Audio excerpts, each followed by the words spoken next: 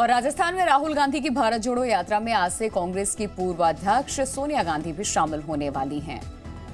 आज सवाई माधोपुर में भारत जोड़ो यात्रा को महिला शक्ति पदयात्रा का नाम दिया गया और आज इस खास पदयात्रा में कांग्रेस की पूर्व अध्यक्ष सोनिया गांधी शामिल होने वाली हैं। सोनिया गांधी जो इन दिनों राजस्थान में ही हैं, वो आज राहुल गांधी के इस पदयात्रा में शामिल होंगी। तो भारत जोड़ो यात्रा में आज सोनिया गांधी भी शामिल होंगी। राहुल गांधी के साथ राजस्थान में मौजूद हैं। सवाई माधोपुर में इस यात्रा की शुरुआत की जाएगी।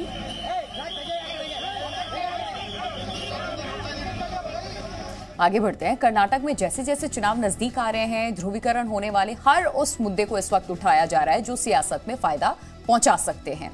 दरअसल ऐसा ही एक मुद्दा सामने आया है जो कर्नाटक में एक बार फिर से आज इसे हवा दी गई है, वो भी तब जब ये चूना लगाने वाली कंपनी के आईपीओ में निवेश करके पैसे के नुकसान से आप डर रहे हैं।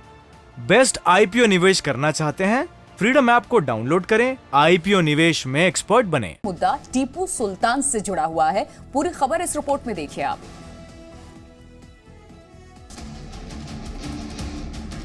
टीपू सुल्तान के दिए नाम को खत्म करने की तैयारी।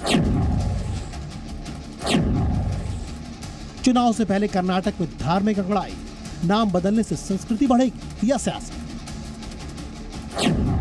कर्नाटक में अब बस कुछ महीनों बाद चुनाव है, मतलब अब हर उस मुद्दे को उठाने की तैयारी है जो वोटों को एक खास मुद्दे में पिरोकर एक दल को मिले। और इसलिए पिछले 3 साल से सरकार चला रही बीजेपी ने कर्नाटक में ऐसे मुद्दों पर तवज्जो दी है जो वोटों को एक तरफ आकर्षित कर सके। ऐसा एक मुद्दा है सलाम आरती का। दरअसल कर्नाटक में संध्या आरती को सलाम आरती कहा जाता है।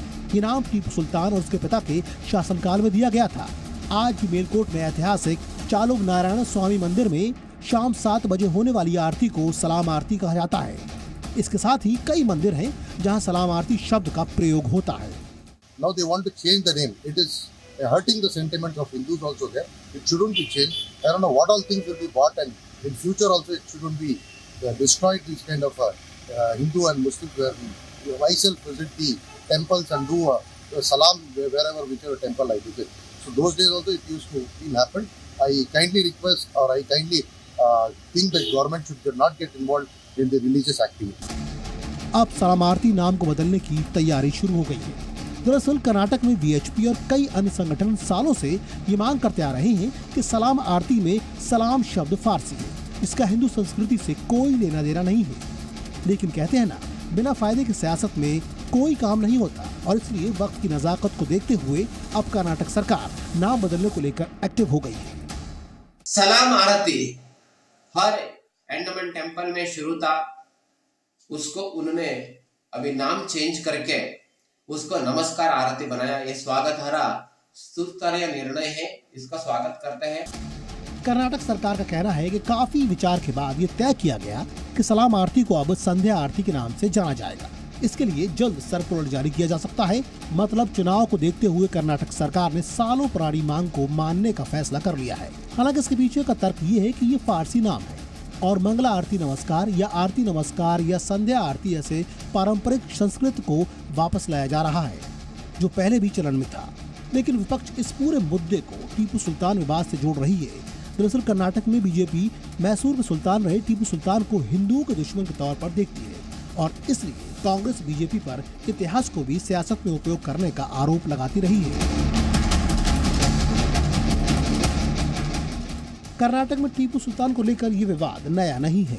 बीजेपी लगातार कांग्रेस पर मुस्लिम शासकों के महिमा मंडन का आरोप लगाती है। टीपू जयंती को लेकर भी कांग्रेस और बीजेपी कर्नाटक में कई बार आमने सामने आ चुकी हैं। हाल ही में शिवमोगा में वीर सावरकर और टीपू सुल्तान के पोस्टर को लेकर जबरदस्त झड़प की घटना हो चुकी है, जिसमें एक पुलिसकर्मी भी घायल हो गया था। लेकिन सबसे बड़ा सवाल ये है कि आखिर बीजेपी और कई हिंदूवादी संगठन टीपू सुल्तान को लेकर आक्रामक क्यों रहते हैं? दरअसल टीपू सुल्तान पर अपने शासन में जबरन हिंदुओं के धर्मांतरण कराने का आरोप लगता रहता है। कई ब्रिटिश इतिहासकारों ने टीपू सुल्तान पर हिंदू ईसाई महिलाओं पर अत्याचार और मालाबार में 1,70,000 लोगों के जबरन धर्मांतरण कराने का आरोप लगाया था। ऐसे ही दावों की वजह से टीपू सुल्तान को धार्मिक ध्रुवीकरण के लिए मौजूद राजनीतिक दल खूब इस्तेमाल करते रहे हैं। कांग्रेस जहां टीपू सुल्तान को स्वतंत्रता सेनानी बताती है, वहीं बीजेपी निरंकुश मुस्लिम शासक कर्नाटक लगातार ध्रुवीकरण की राजनीति का केंद्र बनता जा रहा है। हिजाब प्रकरण से लेकर टीपू सुल्तान विवाद तक कर्नाटक में ऐसे मामलों को सियासतदान खूब तूल दे रहे हैं। ब्यूरो रिपोर्ट, जी मीडिया। चूना लगाने वाली कंपनी के आईपीओ में निवेश करके पैसे के नुकसान से आप डर रहे हैं? बेस्ट आईपीओ निवेश करना चाहते हैं? फ्रीडम ऐप को डाउनलोड करें, आईपीओ निवेश में एक्सपर्ट बने।